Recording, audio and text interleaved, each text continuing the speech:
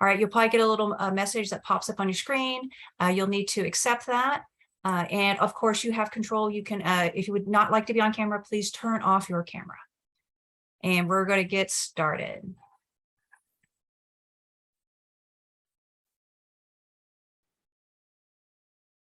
Okay, let me share my screen again.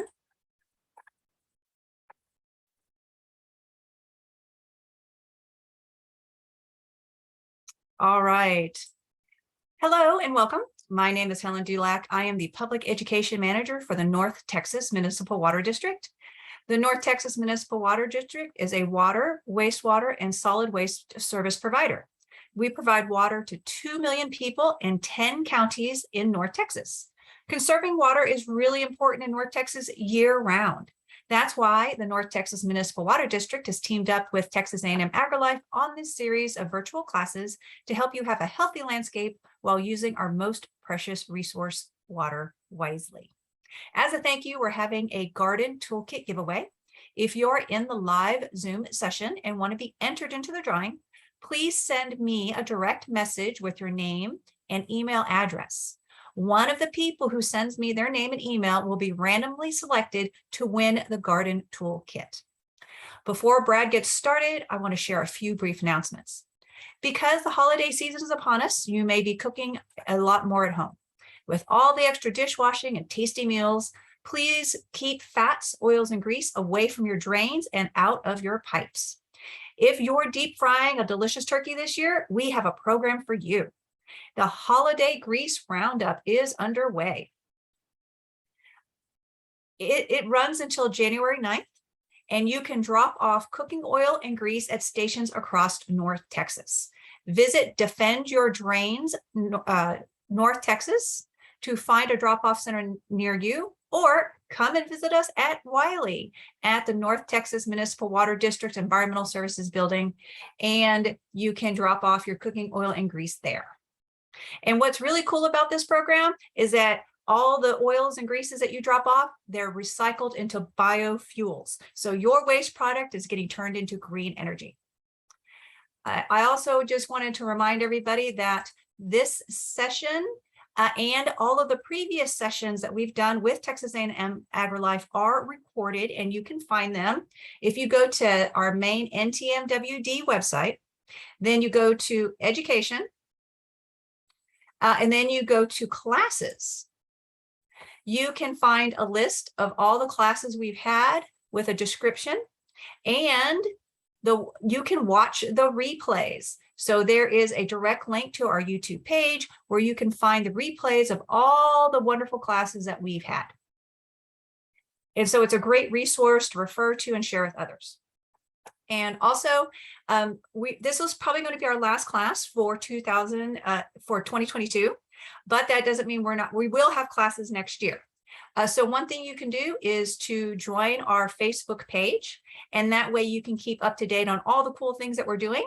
As a matter of fact, we had a trivia night at a Guitars and Growlers in McKinney. I have to say it was a lot of fun. And keeping up to date with us by following us on Facebook or on Instagram, that will be a great way to keep, so you'll never miss a cool thing such as trivia night, more lunch and learn classes, or even extra workshops we have, like with our Lavon Lake Watershed. So with that, I'm going to stop sharing and let Brad share his slides so that he can get started. And please remember, this session is being recorded. Brad will take questions at the end. You can add your questions to the chat.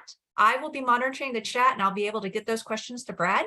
And I see a lot of people have already sent me their name and email address for that drawing. And anytime throughout this presentation, just direct message me your name and email address, and I'll get you entered into that drawing.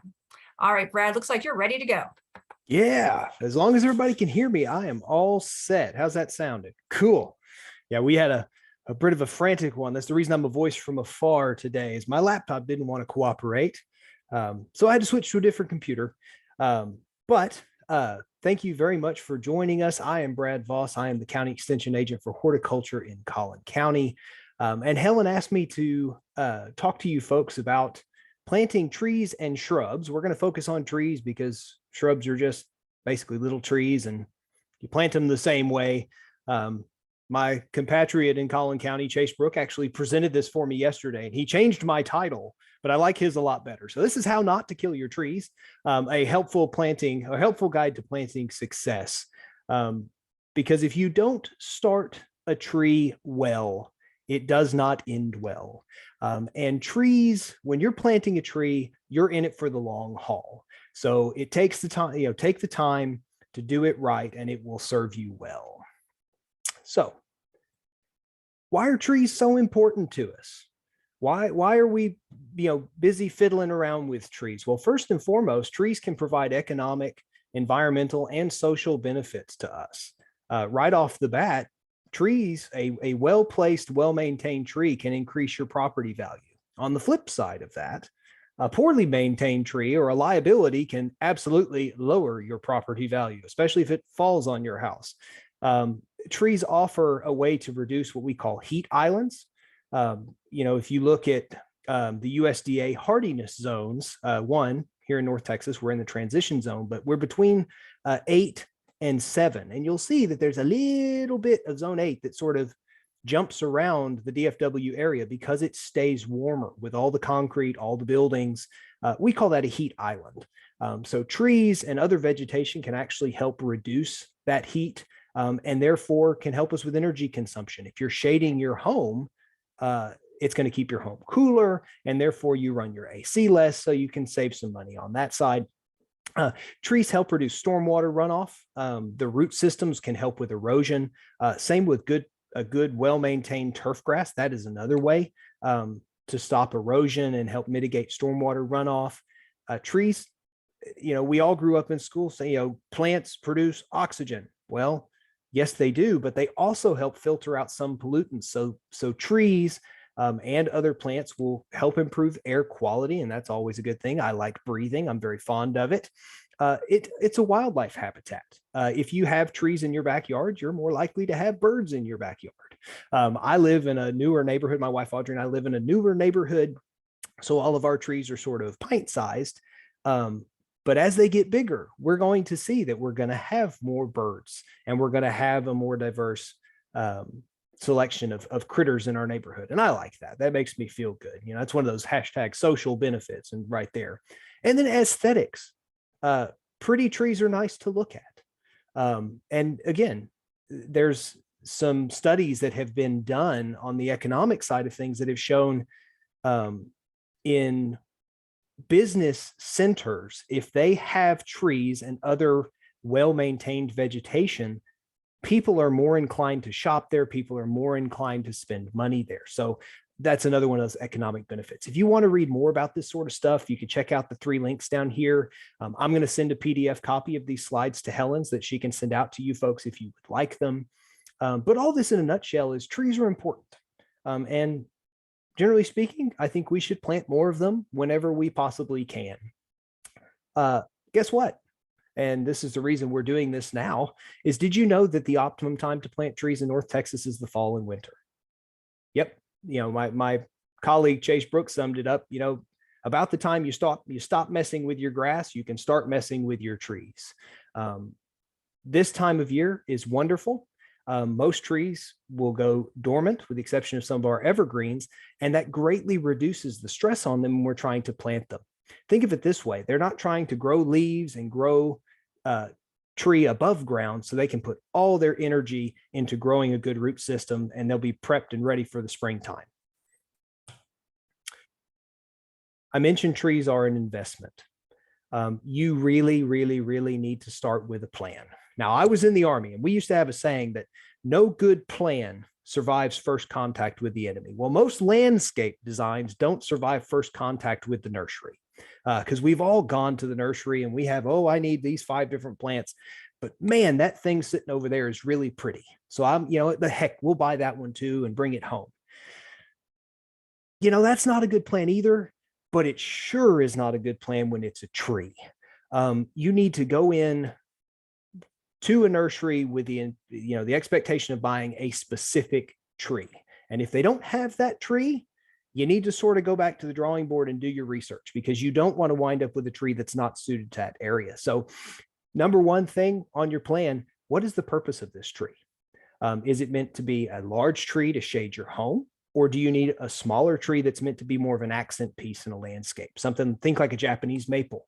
From there, how big of a space are you dealing with? Are you on a large corner lot, or are you on a little post-it note, smaller area? Then in addition to that, think about how much root space is available to this tree. Do you have sidewalks in the way? Is the yard space, or wherever the planting space is it very narrow? Think, I've even seen trees planted in the right-of-way strip in between the sidewalk and the road. So are trees going to have a restricted rooting area? You need to think about these things. Then we start going into, what we would normally think of with really any plant when we're talking plant selection. How much sunlight is the area going to receive? What is your soil type? What are your moisture conditions there? And what is your hardiness zone? With trees, it's a little bit simpler as far as sun. Very rarely, with the exception of some of our understory trees like Japanese maples, maybe some of our like red buds or something like that, where they might wind up as a understory tree. Most of the time, we're not worried about sunlight for a tree. It's going to be a wide open area, plenty of sunlight. Like I said, soil type here in North Texas, you really need to do a soil test.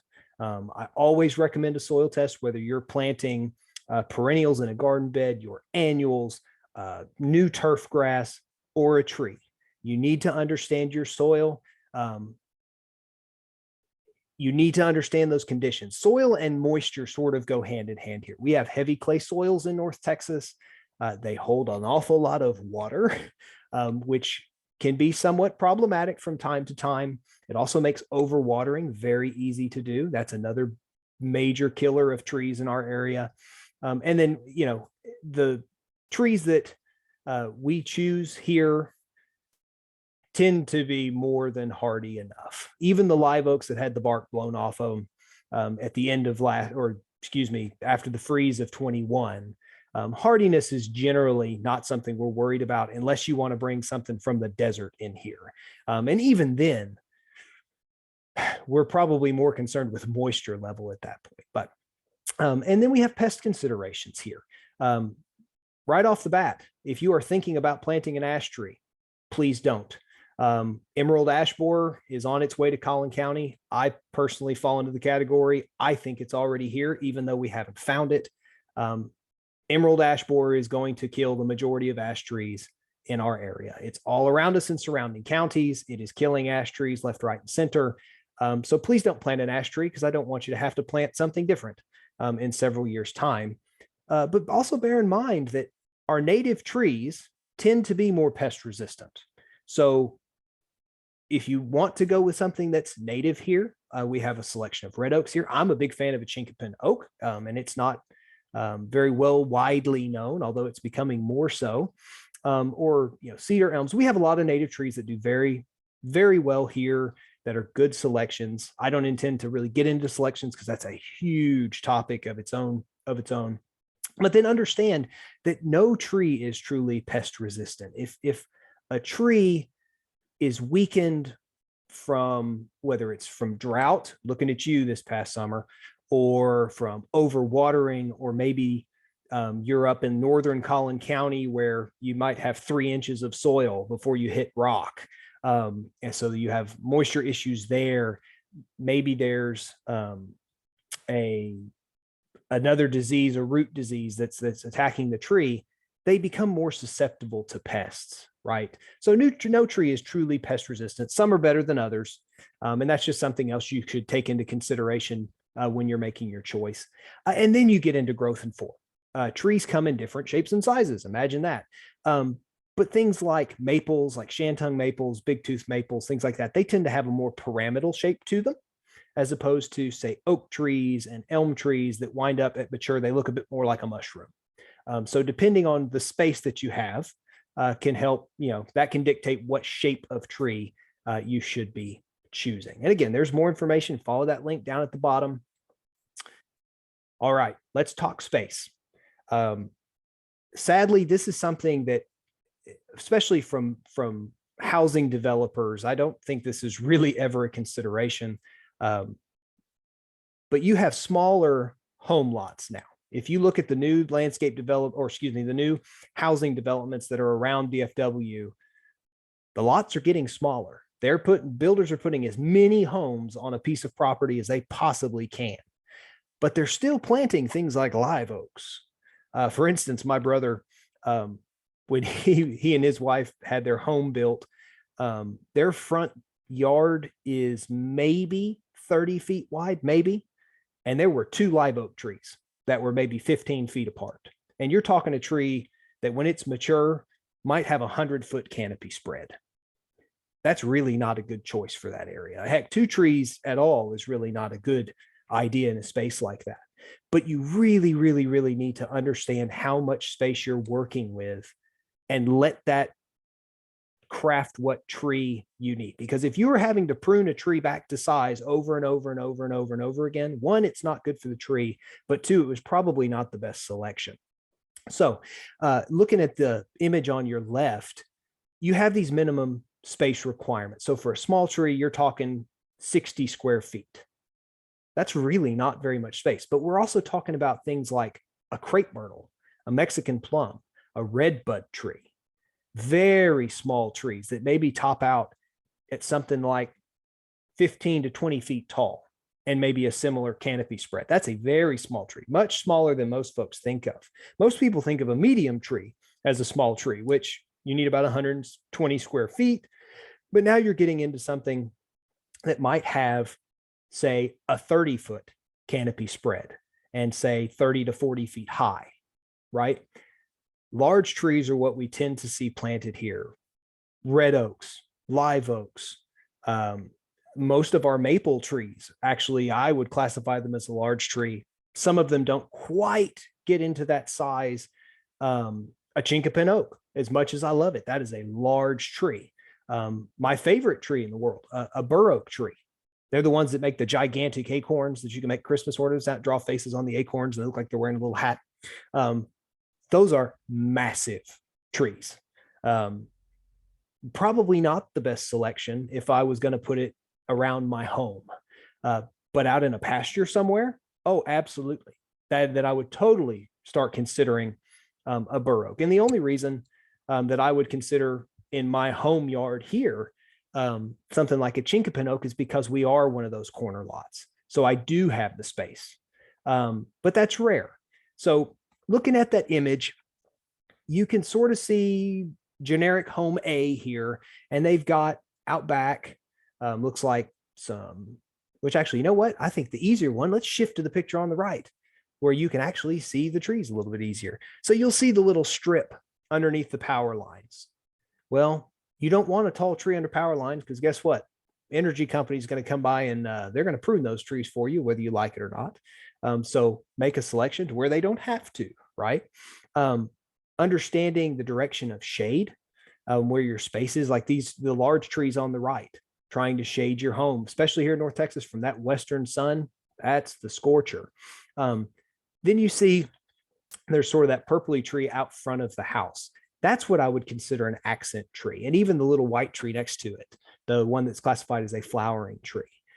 Those are an accent tree where they're meant to enhance the overall landscape. They're not really there to shade your home. And then you have your recommended street trees down here, which that's a difficult one. Those right-of-way strips are very, very small. And really my recommendation to you would be, if you do not have a tree in that right-of-way strip, don't add one. Because the tree's really not going to like it. There's not enough root space, so you're going to have to irrigate. I don't particularly like supplemental irrigation of plants because most people tend to go overboard. And I think with good plant selection and good site selection, you really shouldn't have to do that, except in a strange year like this past summer where we had a very bad drought. But these 2 images here really explain space and what you should be thinking about when you're selecting your tree in your mind. You know, if you have a couple of trees that you're willing, that you say, you know what, I'll plant one of these or one of these, that's the information you need to take with you to the nursery when you go to select your actual tree. If you need some help Once you've got size down, the Texas A&M Forest Service has a tree selector. They have two different ones. One is Express, and the other is the Custom. They are exactly as labeled on the tin. The Express one is they ask you 2 or 3 questions, and they spit you out some recommended tree selections. The Custom, you can go much more in depth. I will tell you, with the Custom, you can select enough things to where you don't get anything returned because nothing fits your criteria. So some people say I want a flowering evergreen that's large, that's fire wise, that does well in drought. And he goes, well, there's none of those. So I prefer the Express. There are other trees that do well in North Texas that are not in this tree selector. And that is okay. Just understand that the trees that will come out of this selector are ones that we, Texas A&M Forest Service can recommend with confidence based on their expertise. If you get outside of that, then you might be doing a little bit of citizen science, perhaps not. Another good option is just to walk your neighborhood and see what trees are doing well. Heck, see what trees are not doing well. If you walk our neighborhood, you're going to find a lot of really sad ash trees because they got hammered by the freeze. It killed a bunch of them back to the ground. And then, we talked about emerald ash borer. But you can get an idea of, if you're walking the neighborhood, especially this time of year now, the leaves are changing. If you see a tree that's just stunning, figure out what that tree is. And then you can take it back and use the mighty internet to see if it's going to fit your space or not. I do that all the time. As a county agent, I get to drive all around the county, which guess what? You guys can too. I just happen to do it for my job. And I see what's doing well and what looks good and what's pretty. And that helps me an awful lot. While you're doing this, don't forget about the size of your planting area. You might see a gorgeous tree. You might absolutely love it. But if it's too big for your area, that's a recipe for disaster. Okay. You're in it for the long haul. Trees are an investment. Take the time, develop a plan, stick to that plan.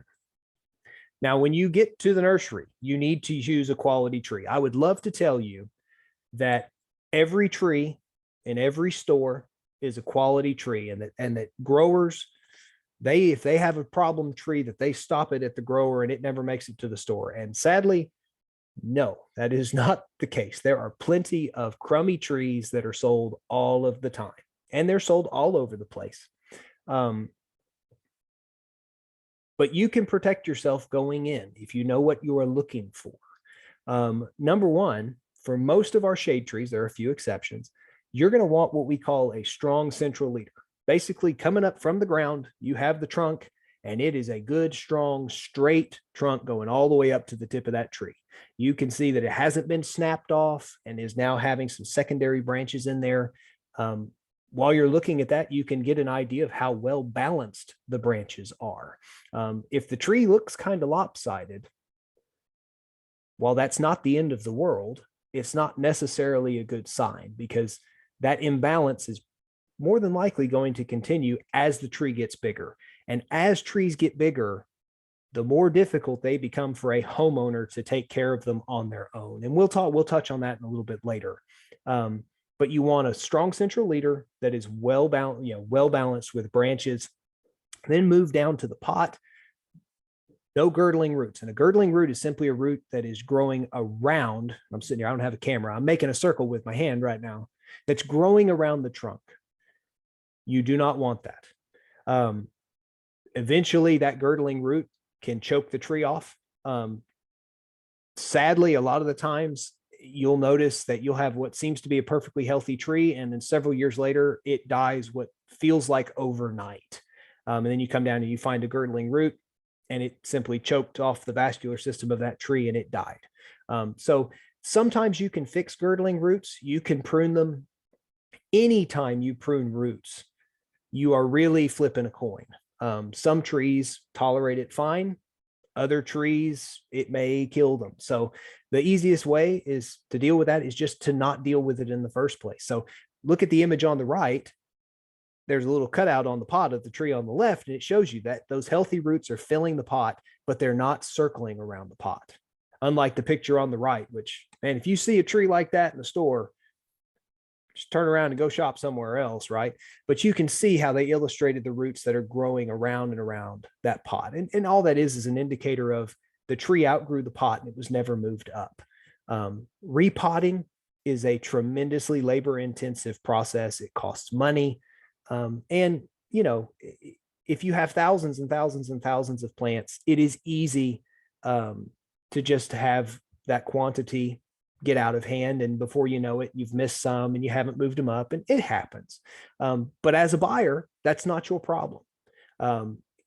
So when you're shopping for a tree, I encourage you, tip that tree over, gently pull it out of the pot and inspect that root system. Okay. And I'll tell you, if you're buying shrubs or any plant, do that same thing. Healthy roots equal healthy plants. If you do not have healthy roots, you do not have a healthy plant. It's a very simple thing, but we often don't think of it. So check that root system out. Then just look the tree up and down. Make sure there are no obvious wounds, because anytime you have a wound on a plant, not just trees, but any plant, that is a pathway for infections and for pathogens. So you want to minimize any potential wounds that you see there. And then I also tell folks to ask plenty of questions. If you're shopping at, say, a big box store, you may not necessarily be talking to somebody that has a lot of experience. So take that into consideration. If you are shopping at a nursery, however, I will tell you, ask those questions. You know, don't feel like you're being a pest. Ask questions. How are the trees taken care of? Where did that tree come from? It'll give you a good idea of how the tree's been cared for. And it's a good indicator, sort of, just whether or not, once you've got the thing in the ground, if you're going to have that support system from them as well. Again, follow the link at the bottom if you'd like some more information. Okay, now, proper planting of trees. The moment we have all been waiting for. If you do not plant, well, correction, if you or whoever plants your tree does not plant it correctly, it will fail. It might fail a year later, it might fail 5 years later, or it might fail 20 years later, but it will fail. Number one thing that I see happen, well, it fights between the number one and number two. So I'll give you both of those. The planting hole was not dug large enough. In our heavy clay soils, if you dig a hole that's the exact same size as that root ball, you're essentially sticking that tree right back into another pot. Our soils can get so hard and so compacted that tree roots can't penetrate into them. And it's just like them being in a new pot. So we dig that planting hole 2 to 3 times the size widthwise of that root ball. And all you're doing is you're softening up that soil so that those tree roots can escape and get out and start establishing. Okay. The number 2/number 1 is trees get planted too deeply.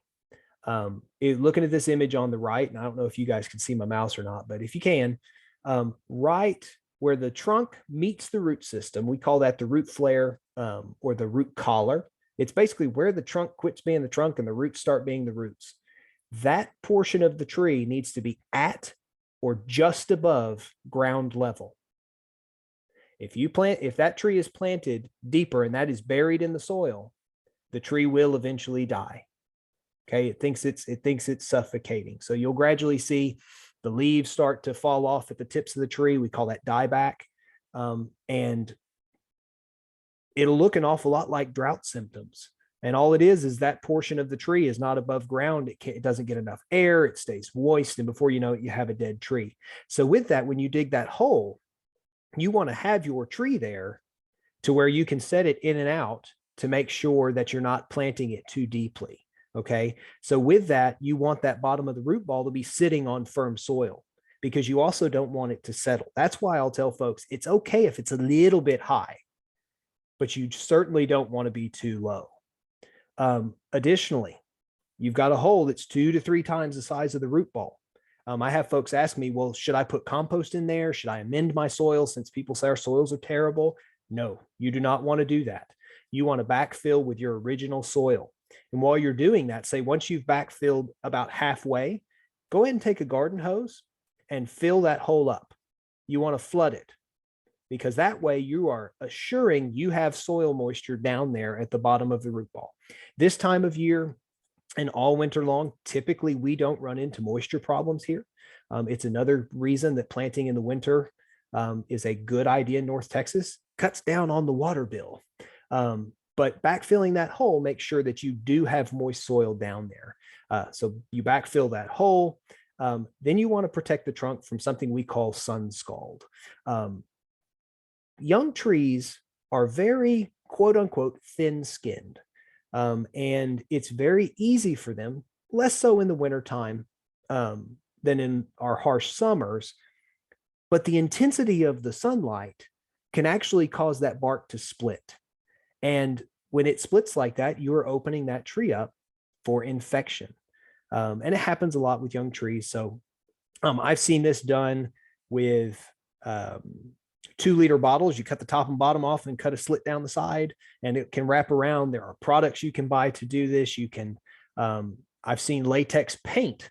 You paint it on the bark. I'm not really keen on that because then you have, most folks do it with white paint. Then you have a white trunk tree and it kind of looks a little strange, but it does work. You just want to protect that trunk from the direct sunlight, and you don't want whatever you're using to be tightly wrapped around the trunk to where it holds moisture, which can then lead to rot. Okay. Mulch this tree, 3 to 4 inches of mulch. Do not mulch directly up to the trunk. We talked about being planted too deeply and that root collar not being able to dry out. If you mulch and you mound mulch right up to that trunk, you're essentially doing the same thing. You see this a lot with older trees. We'll call it volcano mulching, where you just mound that mulch up all the way up the trunk.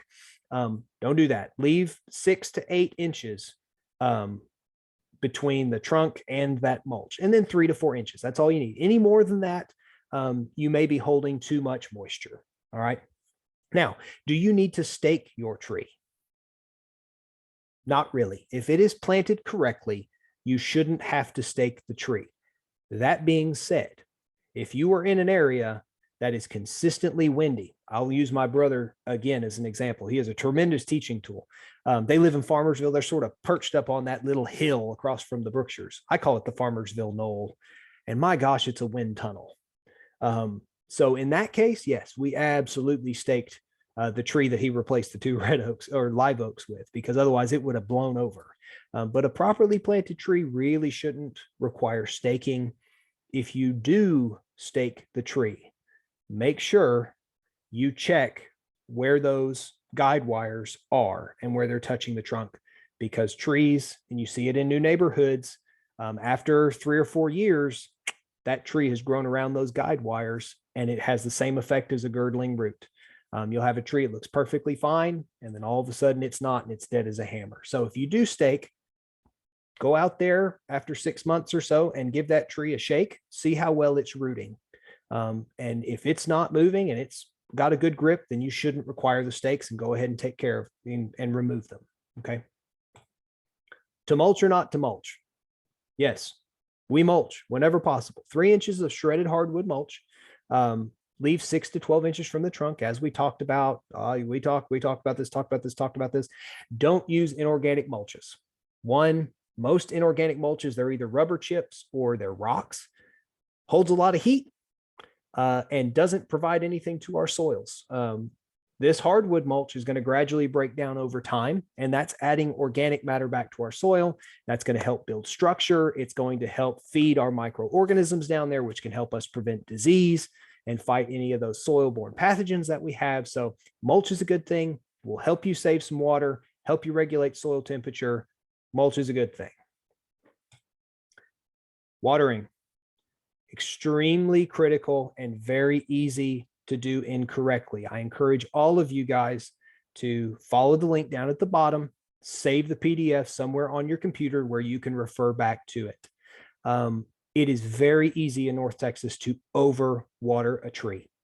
And sadly, I'm jumping ahead all over all these bullets. The symptoms of overwatering and drought are the same.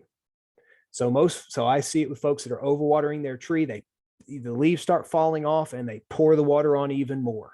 And the trees sadly, they can't talk yet.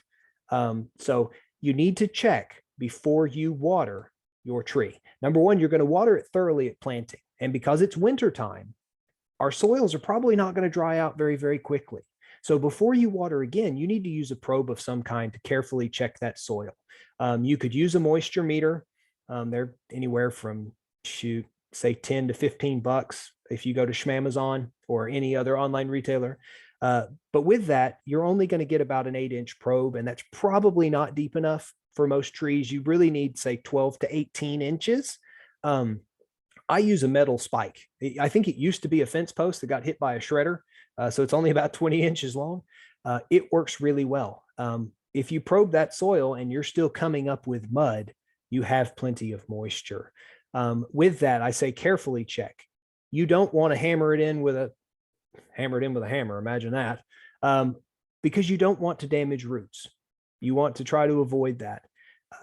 In the wintertime, you probably do not need to water. Very, very rarely. As we move into the summertime, a lot of trees do get planted in the summertime here in Texas. That's a little different. A lot of times it's 2 to 3 times a week to make sure that that tree has enough water. Check that soil moisture before you water. Understand that it's going to take some time to figure out what your watering schedule is going to look like. Everybody's soil is a little bit different. If you're in a neighborhood, there was probably some dirt work done.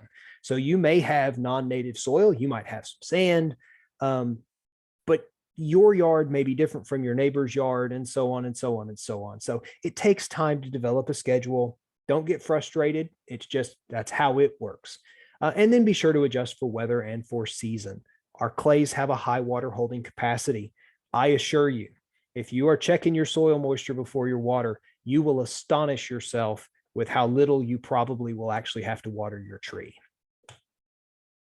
All right, it demanded its own slide, but during the cool months, supplemental watering is rarely needed. Okay, not just for your trees, but for most of our landscapes as well. Plants just simply aren't using the same amount of water, and we're not having the same evaporative losses that we do during the summer. Okay, it's very easy to overwater. Check that soil moisture, check that soil moisture, check that soil moisture. So I also want to touch on irrigation systems. If you have emitters that are applying water at the base of the trunk of that tree, and most newly installed irrigation systems will have something known as a bubbler. You'll see just a little hose sticking up out of the ground, and there's a little emitter that when it's running, it's just kind of gushing water out of it. Those kill trees because they're putting that water at that root collar. And we talked about earlier, that area needs to dry out periodically or the tree will gradually decline, die back, and die.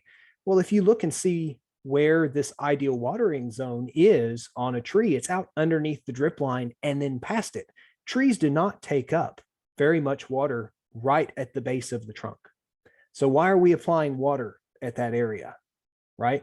So if you have an emitter, a bubbler, and this is whether you're going to plant a new tree or you have a tree in your yard right now, turn that bubbler off. If you can't twist it shut, cap it. You'd be much better served using a garden hose that's set to a trickle, or use a soaker hose. Soaker hoses are great. You can drag it out under the drip line. Just understand that your soaker hose can be limited by water pressure. So if you have a long, long garden hose and then a long, long soaker hose, you may not have enough pressure for that to be very efficient. If you use just a plain garden hose, what I'll do is I'll drag the hose out to the tree, which I actually had to do that during drought. I'd had to water in August, and then I watered the 1st of September as well. I set that garden hose to a trickle, and I set my phone to say 30 to 40 minutes. And then I'll go out, and when my alarm goes off, and I'll move that garden hose to another area of the drip line. And I'll do that until I've gone all the way around the tree. You will be much better served applying water that way. You will use less water, and your tree will be better off for it. Okay. Now, check my time because I want to make sure we have some time for questions here. Let's talk about trimming and pruning. Younger trees, say less than 3 years old, you really shouldn't have to prune them. And you shouldn't be pruning them. You also don't want to remove more than 25% of a tree's living crown at one time. In addition to planting trees, winter is the prime time to trim trees as well. Mature trees, somewhat established trees, this is the time to do it as well. And these same principles, no more than 25%. Always sanitize your pruning equipment before and after. Those apply to new trees and older trees. This is also where I really want to talk about certified arborists. There are many jobs that we as homeowners can do, and we all have different capabilities. Your tree, for most folks, will reach a size that it is beyond our capacity as homeowners to take care of safely. All right. And that's where having a certified arborist that you can turn to, if you go to isaarbor.com, you can search for a certified arborist. Developing a relationship with a certified arborist to come check out your trees once or twice a year. We have our AC units checked out. We have our heating units checked out. Your trees need to have that same level of care because they're also an investment. They are part of your property. But having a certified arborist come out and do your pruning, I highly, highly, highly recommend it. And then if you do have an issue, you know who you can turn on. You have somebody that you can trust, right? Because if you look at this pruning picture on the right, pruning is a bit of an art form, right? You want, it's I've heard pruning called tree sculpting, right? Anybody can take down a tree, right? That's pretty easy. A horizontal pruning cut down at the base. Taking a tree down is easy. Pruning a tree to maintain balance, to thin a canopy, that is an art form. And it is well worth having a certified arborist that you trust come out and take care of this for you. Okay. So with that, and I'm not going to go over all of these points on pruning, but I'll hit the high points. Number one, you really want to remove competing main stems. When you're pruning, you're looking down the road, you are pruning for future problems out. So if you have branches that are rubbing against one another, you need to pick the one that's in the right spot or that's stronger and prune the other one away. So with that, a competing main stem, we talked about having a strong central leader. Well, you don't want a competing stem with that. It's going to probably throw the tree out of balance and it's going to pull away nutrients from the rest of the tree. So that one would go away. Additionally, these V-shaped branch attachments, those are generally very weak. So during ice storms, those are the connections that tend to snap off more easily.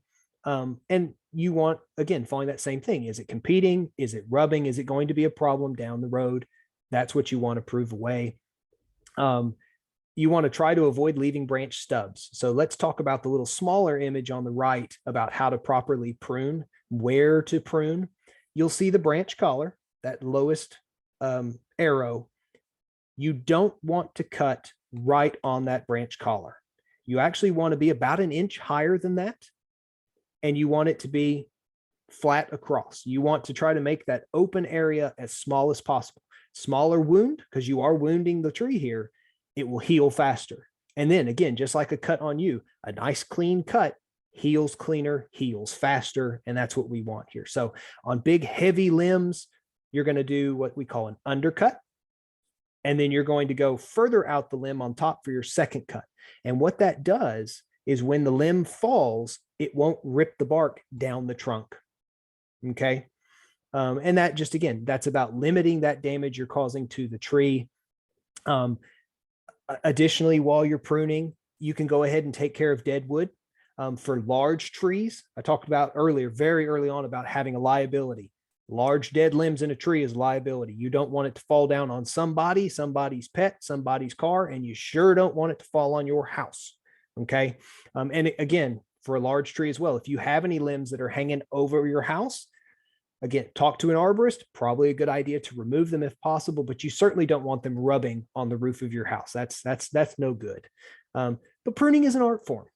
I'll also caution you, pruning is a lot of fun as well. It's one of the few things you can do to plants where you get that instant feedback.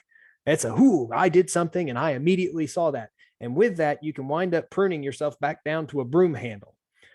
So trust me, I've been there. I've been pruning away, and before you realize it, you just might as well have something new. So pruning is addicting, and you just have to take a step back, breathe, and have some self-discipline, but it can be done.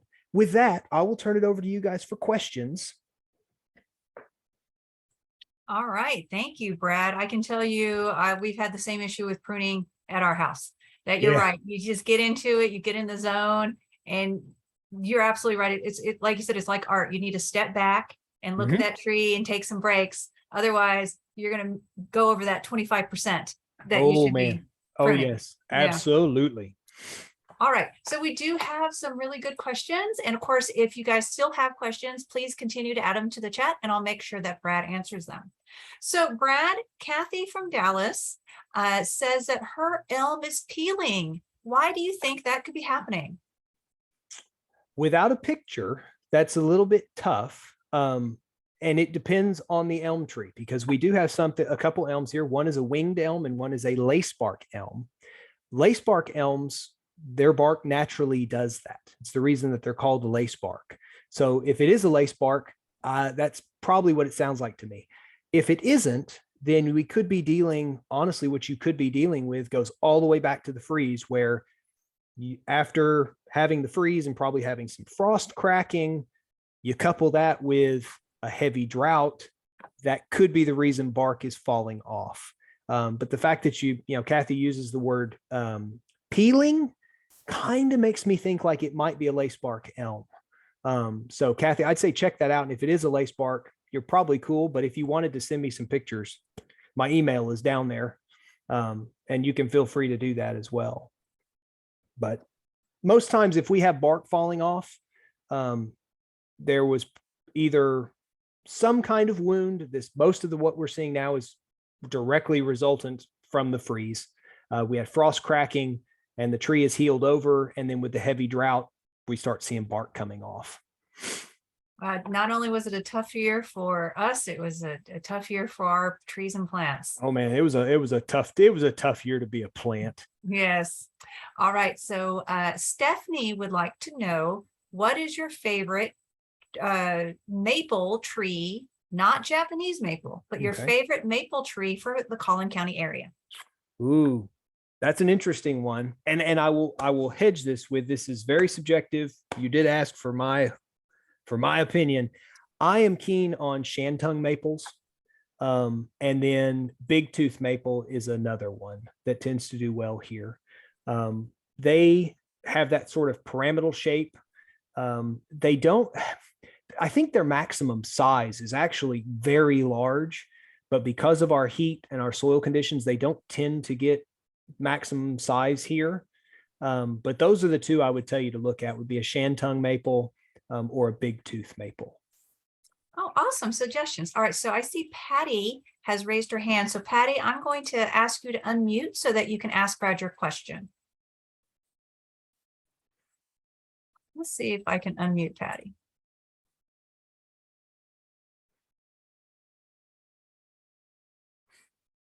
So Patty, if we're not able to, oh, there you go. Oh, it just got back on. Try it one more time, Patty. You almost had it. Okay, can you hear me? Yes, Patty, thank you for joining us. What's your question? My question is, I have a live oak that's probably about 18 years old, and it kind of leans to one side, but it's splitting all the way down the middle. Like the trunk itself is splitting, not just the bark? Correct. The trunk itself. Okay. That is a prime example, Patty. You need to get in touch with a certified arborist, because really the only solution for that, oh crud, what is it called? Cabling. It's called cabling the tree. And essentially you drill through, and again, get a certified arborist, because there are regulations about how to anchor trees, how to cable trees, but you have to basically cable the two portions of the trunk together using metal to actually hold them together. For large trees, that's difficult. but it can be done. Just hit up a certified arborist, use the link that Helen dropped in the chat to find one, and then just follow their advice about how to do that. Okay, thank you so much. You're welcome. And additionally, Patty, that's one of those things where I talk about homeowner capabilities. That's something that even, and I'm not saying that I'm super duper capable, but even with my knowledge about this sort of stuff, that is a job that I would not attempt myself. Oh, no. Just because it's one of those things that in the liability world, that's a big one. And you don't want that tree finally splitting and hitting somebody, something, or a home or anything like that. Thank you so much. And I dare not let my husband try because he thinks he can do it. And I said, oh, no. Yeah. Anyway, thank you. You're welcome. All right. Thank you, Patty. I'm going to put you back on mute. All right. And we're going to go on to the next question. All right. So Robin was asking about planting trees in the fall. And could you go over the watering recommendations again if you plant a tree this fall? If you plant a tree this fall, absolutely. So, in fact, I'll go ahead and back up to it here. You want to water thoroughly at planting. And with that, I'll back up 2 more. So you dig the hole, and it's going to be 2 to 3 times the size of the root ball, which something funny enough, I didn't mention this, but I need to because I do see trees. If your tree is wrapped in burlap, take the burlap off. It is just the same as a pot. And I don't care what the person planting it says about, oh, it'll rot off. Not in the time you need it to. So make sure you remove the plant from whatever pot it comes in. But you're going to go 2 to 3 times the size of the root ball when you are backfilling that hole with soil. After you filled that hole up about halfway with soil, go ahead and fill the hole with water and then put the rest of the soil in. And what that does is it makes sure that you have soil moisture deeply. Okay. After that, you need to be checking using a probe before you apply additional water. It's the bane of our clay soils, but it's also one of the major benefits. Our soils hold a ton of water. So if we're not hot and we're having, generally speaking, in the wintertime, we get pretty good rain, you probably won't have to water very much. If you're checking that soil moisture using a probe, I use that metal spike I told you about. A long-handled screwdriver works really well. If you've ever bought one of those gift packs and you get a screwdriver that's like 18 inches long and nobody knows what they're going to use it for, this is a prime thing to use it for. If you are still coming up with soil stuck to that probe, you still have moisture and you're still good. There's a lot of it depends on the watering. In the fall, most of the time, I would bet you're probably not really going to have to water very often at all. And if we get some rain throughout the season, you're probably good. It's not until we get hot that you really need to start applying water to your trees. And even then, we can be hot in June, but we'll have seasonal rain that'll keep us happy, keep your trees happy until probably July when we start getting really hot and really dry. So hopefully, I know that's kind of wishy-washy, but that's sadly, that really is the answer. All right, Brad, I'm telling you what, people must really think you know what you're talking about because the questions keep pouring in. All right, are you ready? I'm ready. Okay, so Diane asked a really good question. How do you sanitize pruning equipment? So the quickest way to do it is if you have bleach wipes, something like a Clorox wipe or a Lysol wipe or any particular brand of wipes that have some kind of bleach in it, you can simply wipe those shears. Be careful not to cut your fingers. That is the one thing with shears, like with wipes like that. If you have a good sharp set of tools, you might nick yourself. It's easy to do. Or I'll have a bucket with, I think it's a 10% bleach solution, I believe.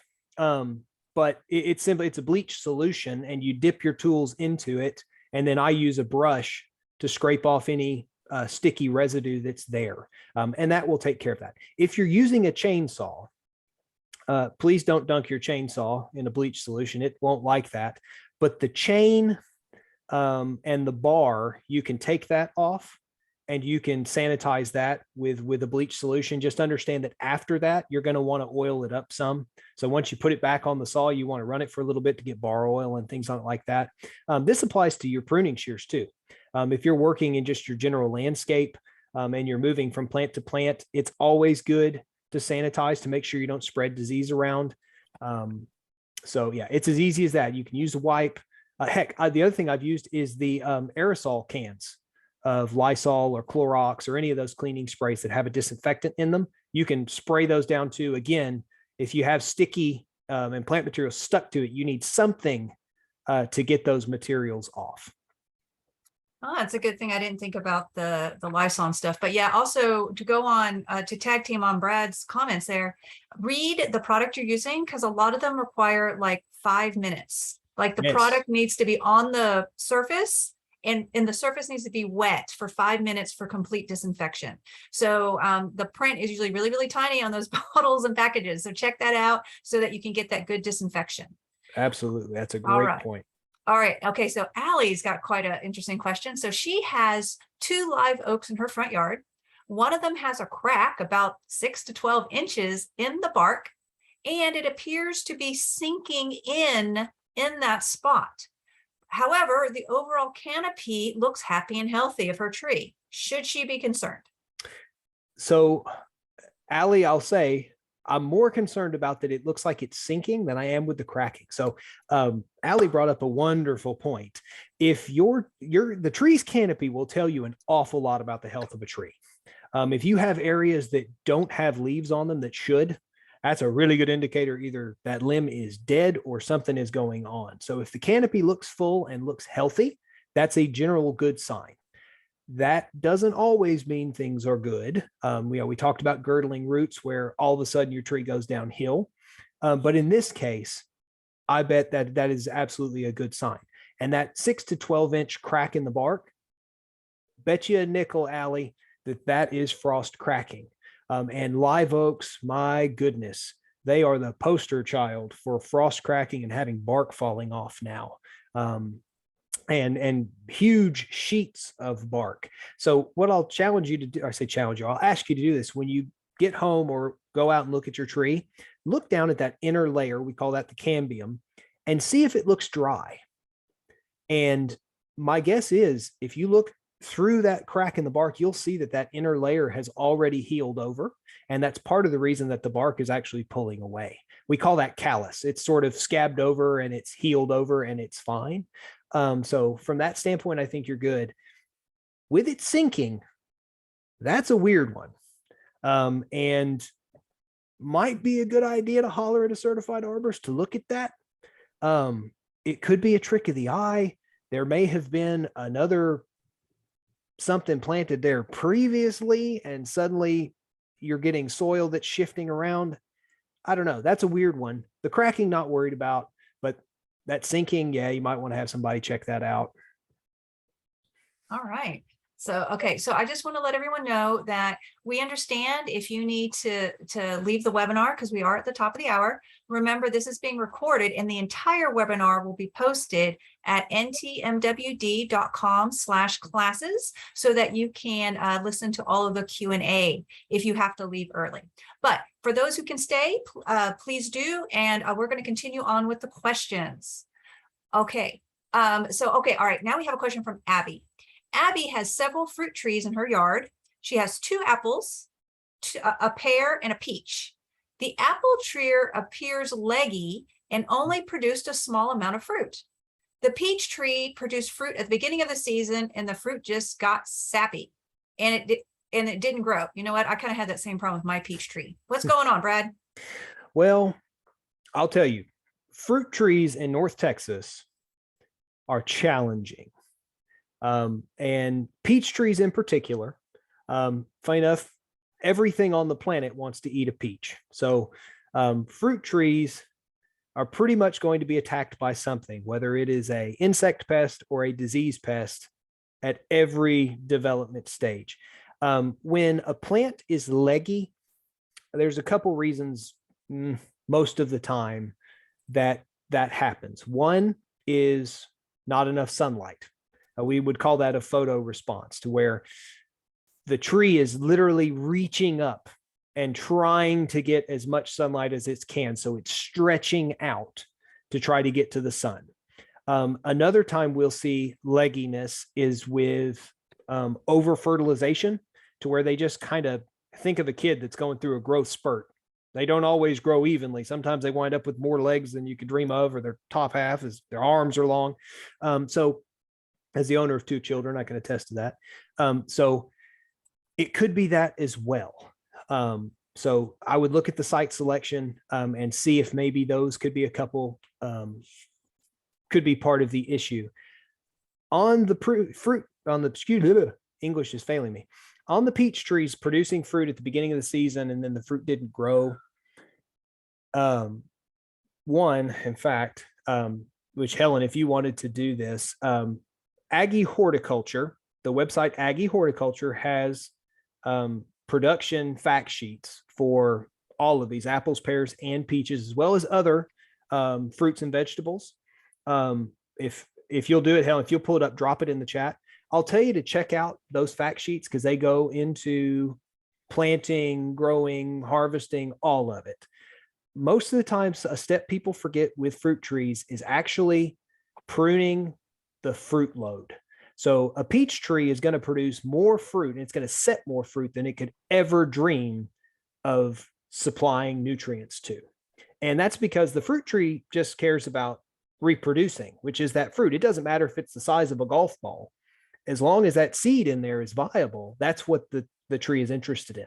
So you're going to remove probably 60% or more of the fruit that tree sets, because you want to funnel all of the nutrients into that remaining fruit. So rather than having 200 golf balls, you're going to have, say, 50 to 60, baseballs, softballs size fruit. So that could be it. The fact that you say they're sappy, I would bet you a nickel. In addition to that, you probably have an insect pest. If you're not spraying that tree at all with an insecticide, or you're not on what we would call a spray schedule, you probably have an insect pest that's attacking. And those fact sheets go into that a little bit. And if you email me, Abby, I do have a spray schedule, it's a management guide. It is a very large management guide, but it goes into the different products that you would use to basically preempt those issues. And sadly, that's one of the things, fruit production in North Texas, trying to do it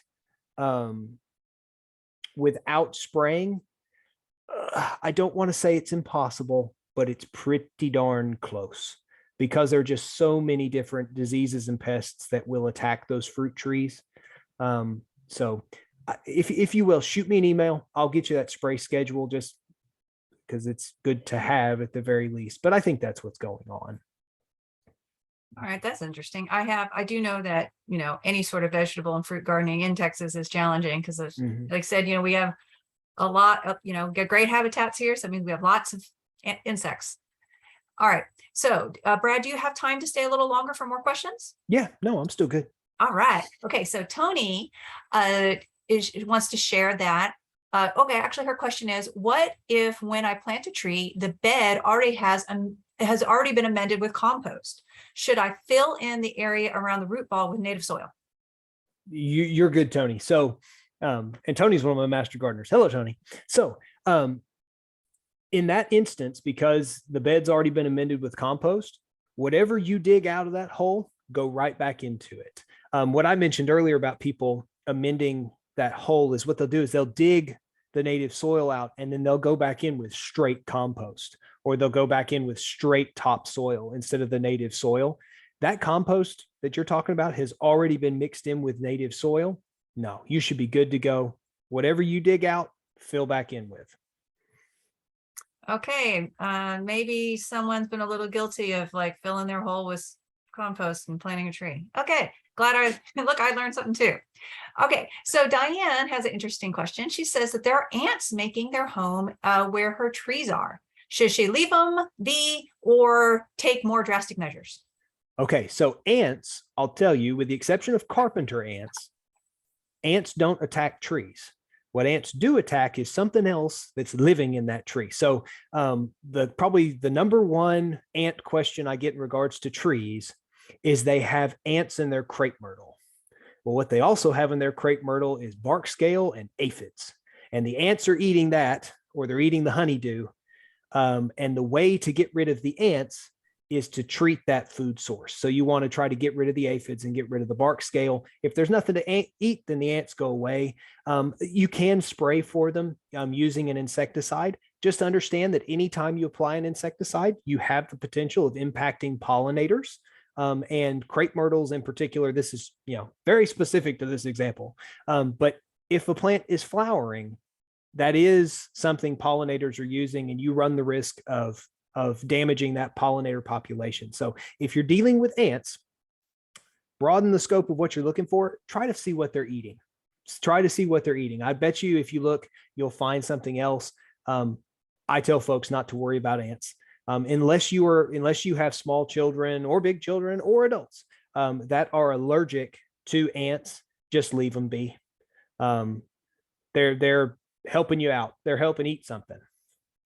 That's interesting. Mhm. All right. So Debbie, this is an interesting question. And let's see if this is within, what you can answer. So Debbie would like some advice on what is the correct approach to getting a neighbor to trim his live oak that has really large limbs overhanging her house.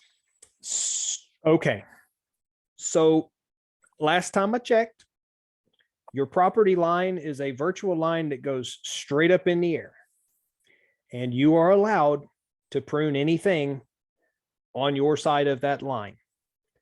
That being said, I don't know of many people that appreciate that. Neighbor relations are always tricky. That's a difficult one. That really is a difficult one. I think what I'll leave you with, and then if you want to shoot me an email, we can talk about it more. You are within your rights to take care of the stuff that is on your side of the property line. But I would encourage you to ask the neighbor to deal with it first. And just funny enough, as it is with agriculture and good fences making good neighbors, and if you share a fence, you both pitch in on it. Sometimes that helps too, where it's, hey, you've got limbs over my house. I'd like you to take them off. I'm willing to help you pay for someone to come out and do it. If that's an option, that's generally speaking not a bad way to do it. But you are within your rights to deal with it yourself if they're on your side of the property line. Just that tends to really raise the temperature of neighbor relations. But if you want, shoot me an email or call my office and we can talk about that a bit more, because it's a delicate one and it's always kind of tough. That is true. And I did put Brad's email in the chat so that everybody can flood him with emails, just like we are doing so well with the questions, which I love. All right. So we have a question from Diana, and this one's a good one. Do citrus trees grow well in this area? And if so, do they need any special care? They need very, very special care. They need to be put in a pot so that you can bring them in when it freezes. Citrus will grow in North Texas. However, we get cold enough, we will kill them. So about the only citrus that does well here are citrus trees that are planted in a pot that you can bring them inside and shelter them. Now understand, container citrus, I'd say raise your hand if you have ever heard of a dwarf lemon tree. There we go. I can see Helen for sure. So a dwarf lemon tree will still get to be 10, 15 feet tall. But it is a dwarf compared to a full-size citrus tree, right?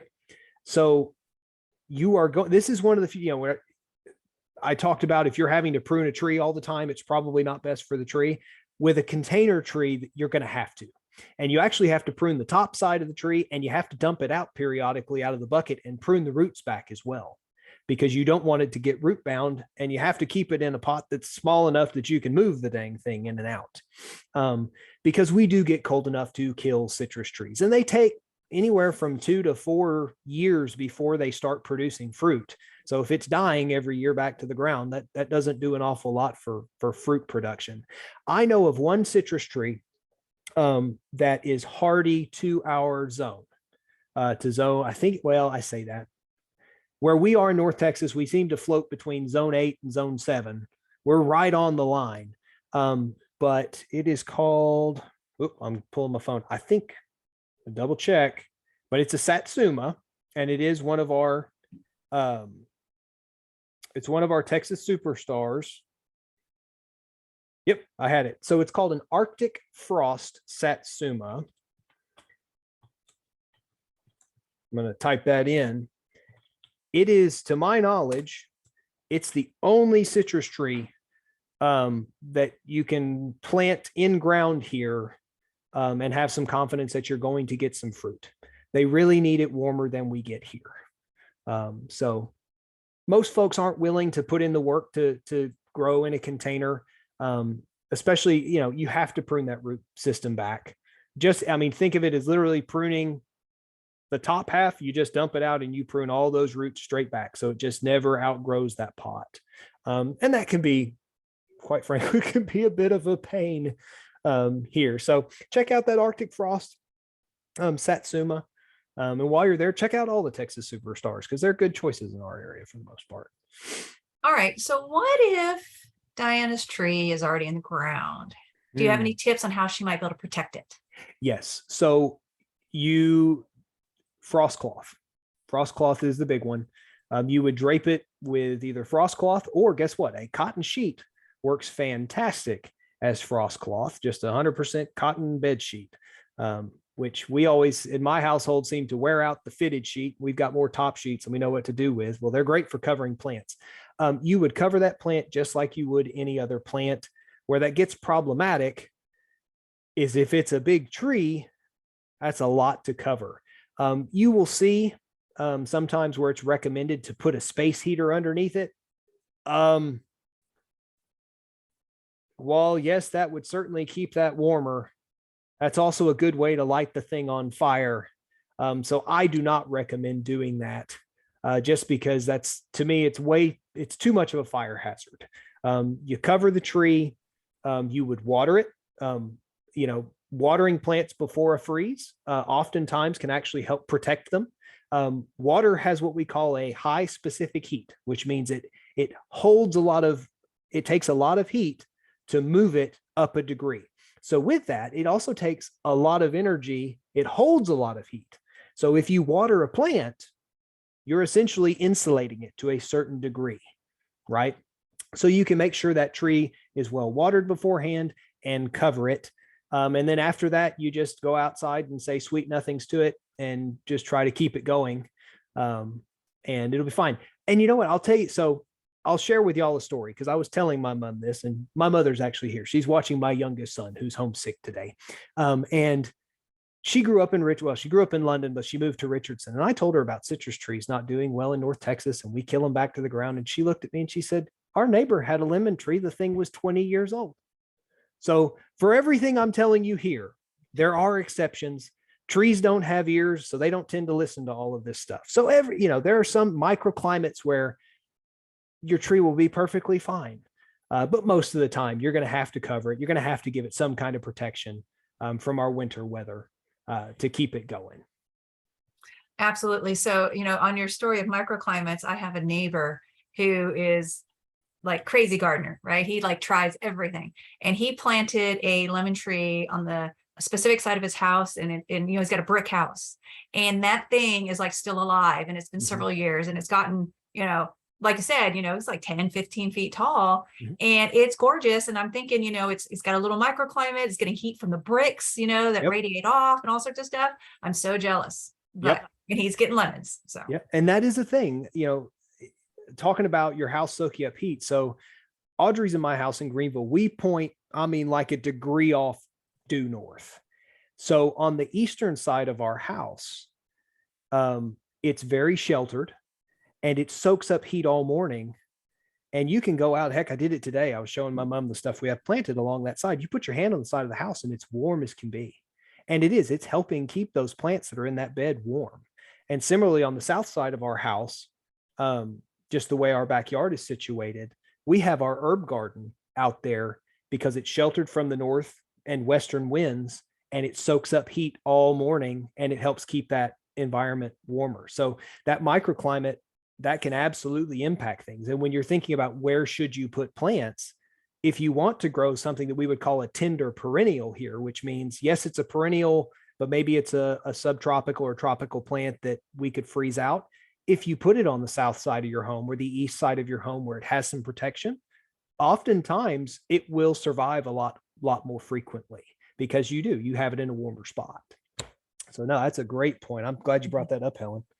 All right, so we're getting close to the end of our questions, but just for one more, since this is such a fun topic. So I have seen, and I've had some friends who've done this, and I'm kind of curious about what you think, is on these tender trees, they take those old Christmas lights and wrap those around the tree and then cover the tree. And those old, not the LEDs, but the ones that actually put off heat, and they do that with their tender trees. What have you seen or heard that? I have not. But going back to the space heater, anytime you do something like that, you are increasing that fire risk as low as it might be. It's still, I wouldn't feel comfortable recommending that to somebody. It's, I guess it's sort of the same thing as, you don't leave your Christmas tree turned on when you're not home. You don't leave the lights burning. Same thing. In theory, yeah, it would put off a little bit of heat and help. I just would be more concerned about starting a fire if something were to go wrong, especially if you have a cotton bed sheet or something over it that's flammable as well. And when I think about it, it's on your property still, even though we love our trees, the most valuable thing on that property is the home. And whenever we're making decisions, we have to think about what's best for the home before we do the rest. And if, to me, no fire is worth, no tree is worth risking that home. So yeah, I couldn't recommend it. I do see how it will work, but I still wouldn't recommend it. I hear you 100%. Okay, Brad. So you've made it. This is our last question. So I want to thank you so much for spending your time and sharing your expertise with us. I want to thank all of our participants. We actually have probably about 80% of the people have stayed on. So they are really interested in this topic, and hopefully they're learning as much as I am. Cool. All right. So we're going to close it out with something from Abby. So Abby has some fig trees that were there when she bought her house in February. Mm-hmm. And she said they set fruit, but the fruit didn't ripen. So, and figs do well here. In fact, figs are one of those, if somebody's never grown a fruit tree before, but they want a tree, I'll tell them to plant a fig because they're, compared to the other fruits, they tend to have fewer issues. Now with that, most of the time in North Texas, we will kill them back to the ground.